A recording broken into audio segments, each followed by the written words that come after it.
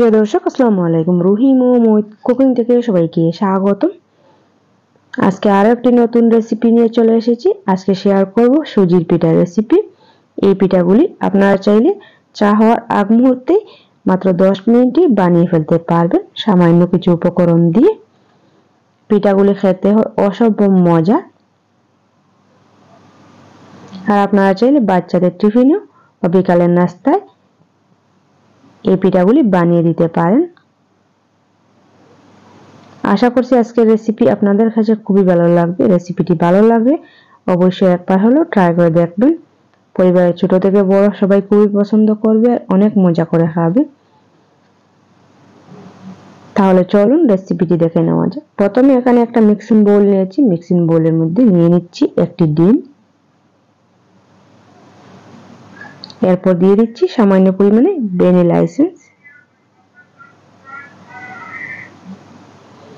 দিয়ে দিচ্ছি 2 টেবিল চা চামচ সয়াবিন তেল আর সামান্য পরিমাণে ইয়েলো ফুড কালার। এতে পিঠাগুলি দেখতে অনেক সুন্দর হবে।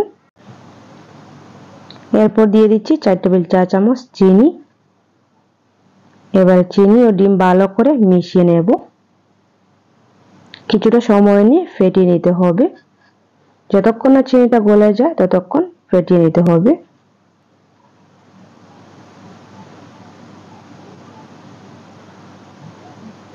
রেসিপিটি ভালো লাগলে লাইক, কমেন্ট এন্ড শেয়ার করতে ভুলবেন না। আর আমার চ্যানেলে নতুন বন্ধু হয়ে থাকলে অবশ্যই চ্যানেলটা সাবস্ক্রাইব করবেন। দেখুন আমি কিছুটা সময় নিয়ে ফেটিয়ে নিয়েছি। এবারে দিয়ে দিচ্ছি হাফ চা চামচ বেকিং পাউডার, সামান্য পরিমাণে লবণ,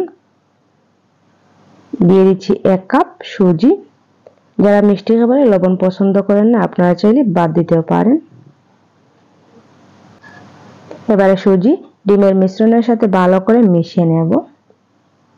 কিছুটা সময় নিয়ে মিশাতে হবে।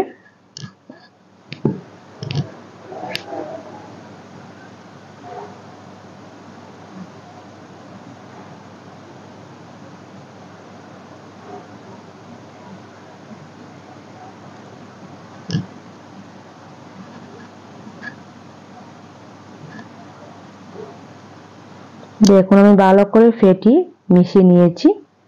এবারে দিয়ে দিচ্ছি হাফ কাপ ময়দা। আবার ময়দাটা ভালো করে মিশিয়ে নেব।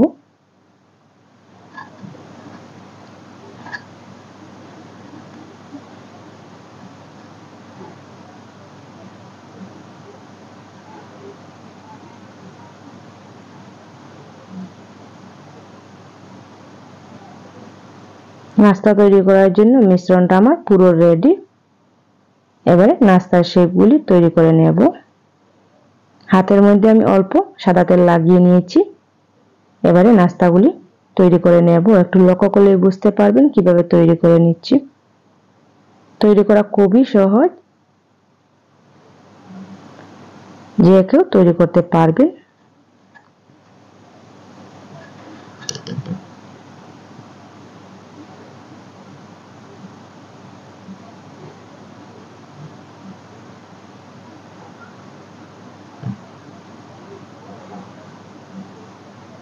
এক এক করে সবগুলি নাস্তা আমি একইভাবে তৈরি করে নিয়েছি। দেখুন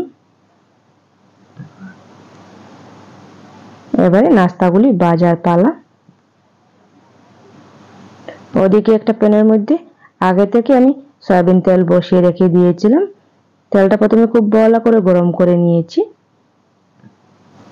এবারে এক এক করে পিঠাগুলি তেলের মধ্যে ছেড়ে দিচ্ছি।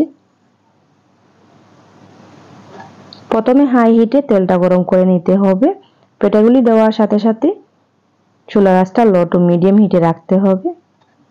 কখনো হাই হিটে রেখে পিঠাগুলি ভাজবেন না, না হলে উপরের অংশ লালচে হয়ে যাবে, ভিতরটা কাঁচাই থেকে যাবে। অবশ্যই এই জিনিসটা মাথায় রাখবেন।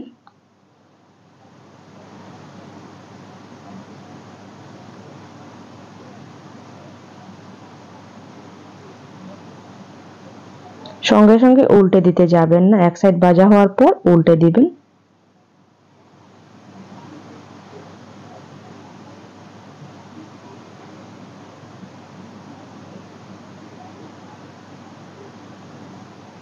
দেখুন আমি এক এক করে সবগুলি পিঠা উল্টে দিয়েছি।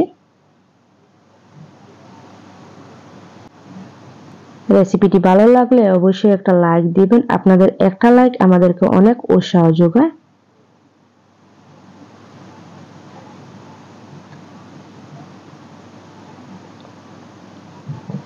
পিঠাগুলি কিছুটা সময় নিয়ে ভাজতে হবে।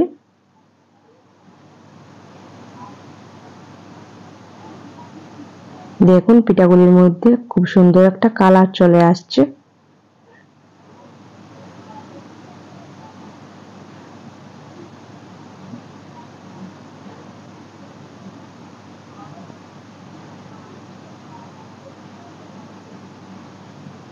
এই পিঠাগুলি একবার কাউকে খাওয়ালে বারবার রিকোয়েস্ট আসবে, এতটাই মজার হয় পিঠাগুলি খেতে।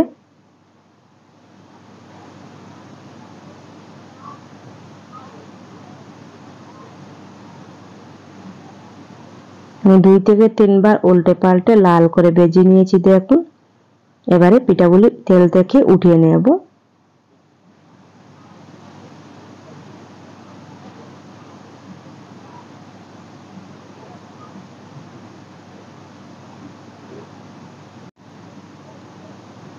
একইভাবে আমি বাকি সবগুলি পিঠা তৈরি করে নেব। দেখুন আমার সবগুলি পিঠা তৈরি করা হয়ে গিয়েছে। পিঠাগুলি এত সুন্দর হয়েছে আর খেতে হয়েছে অসম্ভব মজার, আপনাদেরকে বলে বোঝাতে পারবো না। সন্ধ্যাবেলা গরম গরম চা বানিয়ে এই পিঠাগুলি পরিবেশন করে দেখুন, পুরো সন্ধ্যাটাই জমে যাবে। এখন আপনাদেরকে ভিতরটা দেখিয়ে দেব, পিঠা বা বিস্কুটও বলতে পারেন। আশা করি আজকের রেসিপি আপনাদের কাছে খুবই ভালো লাগবে।